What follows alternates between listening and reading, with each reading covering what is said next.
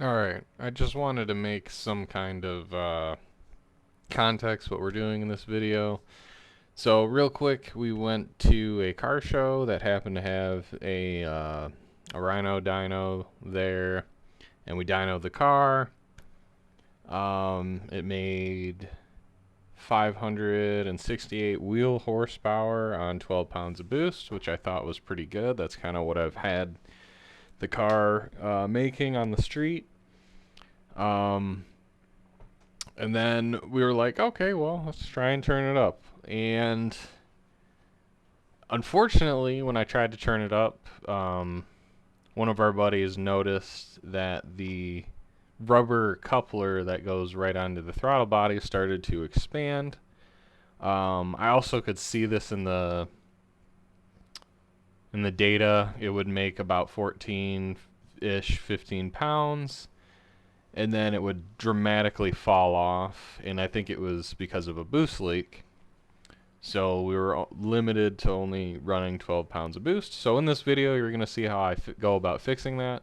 There's not a, hopefully there's enough detail in here. There's not as much detail as I wanted. So hopefully people find this video useful. And alright, let's get to the video. Alright, so we're making the video on fixing our throttle body problem.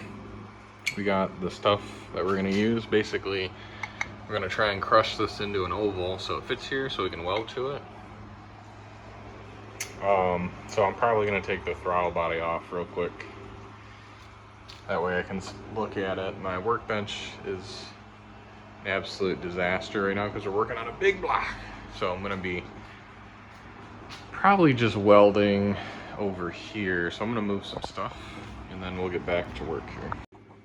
Alright, we got the throttle body off the car. I was able to get the gasket off too, super easy. So we got it off. We're gonna take the sensors out, but first, before I do any of that, I'm gonna tack a couple tacks on here because when I start to crush this thing down into an oval, I don't want that bottom piece to lose its shape. Idiot! So, alright, so I'm gonna get the welder set up so I can make a couple tacks, and then we'll start the oval making process, which I think is gonna kind of suck, but we're gonna try it. Basically, we're gonna have to push down on the thing. We're gonna have to move it a little bit in the vise to get the shape we want. Everyone knows how to make an oval, dude. Come on. But it shouldn't be too bad. Well, we ruined it. Yep. I don't know if you can see that on camera. But basically, while bending this into an oval, it warped the V-band plant. Oh yeah, you can see it there. So another problem too is I didn't get a big enough size. I thought I did. I think we're gonna have to get a 4-inch. What a dumbass! To 3-inch reducer, and then I think I'm gonna tackle this somewhat differently this next time around. We're not gonna put the flange on there. Shit! The car is facing the other direction now somehow. And it's a whole nother day.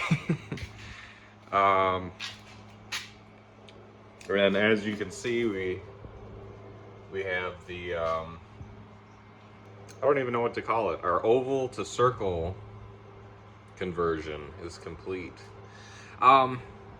Couple of things, and I feel kind of bad because I didn't go over as much detail as I wanted to in this video. But if you're gonna do this, I highly recommend doing it this way. If you're using the stock throttle body, what you need is a 4-inch to 3-inch.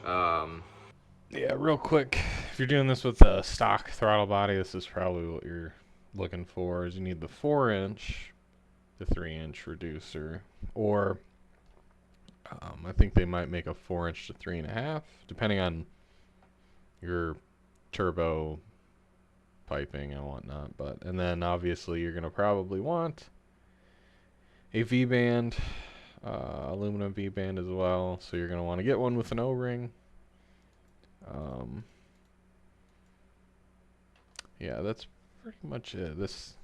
I get most of my stuff when I'm fabbing things that need to be really nice from Ace. Not affiliated with them at all. Just they make really good stuff, I've noticed. So, all right, back to the video. The best way to do this is to squish it without having that on there. And then once you have this at the desired shape, you want to go ahead and just weld it to the front of the throttle body. So once you got it in a good shape, just weld it to the throttle body, then shape the front part. Right now I just have the V-band clamp sitting on here, so I wanted to make sure it fit under the hood. I kind of eyeballed it before putting it on there, but there's a lot more space under this hood than it looks like there is, so able to get away with stuff like this. But yeah, then once you have this welded to the front here, then you're gonna have to massage the tube there to get it round enough so you can fit your other V-band on there. You don't want to weld this on here without, because if you crush it, it's going to deform the front here, as I found out the hard way. Luckily, we bought the wrong size reducer anyway, so it was no big deal. But yeah, then you got to make sure this looks really good. There's no warpage whatsoever. So this fits really nice. This will have an O-ring in it here. There's a nice little groove. Obviously you don't want the O-ring in there when you're gonna weld all this stuff up, because it'll melt. But yeah, that's gonna work out really well. I know there's better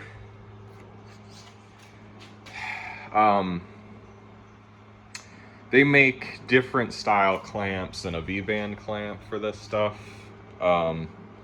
But I feel like in this application, for me, this is gonna work.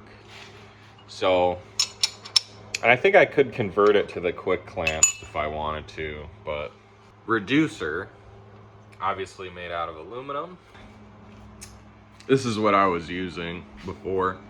This isn't a bad setup. I mean, I made 500 wheel, little over 500 wheel horsepower with this Home Depot thing. I don't know how long it would last though, because the material isn't meant to be in an engine bay, obviously, with a lot of heat. So mine had been in the car for, I want to say, at least 2 years. Lot of pulls, a lot of heat cycles. I think if it was ran, if you were to run this on 10 pounds of boost and you were happy with the power there, level there, which would probably be, I mean, 10 pounds of boost in this car is probably right around 500 wheel on a setup like this. But, and this would probably last all day long and you wouldn't have any issues. But yeah, on to more stuff. So I don't know. I really don't know how much more I'm gonna turn this car up. It's good to know that we probably will be able to. I'm sure we'll find another problem as soon as we do that. That seems to be every time we go up more boost. All right. Everything's back in the car now. Everything's all welded up, but yeah, I think that's gonna do it for this video. I know it turned into somewhat of a rambling video at the end. If you guys want a dedicated video on everything that is done, we will do that at some point, maybe. But I think that's going to do it for now. I'll see you guys in the next one.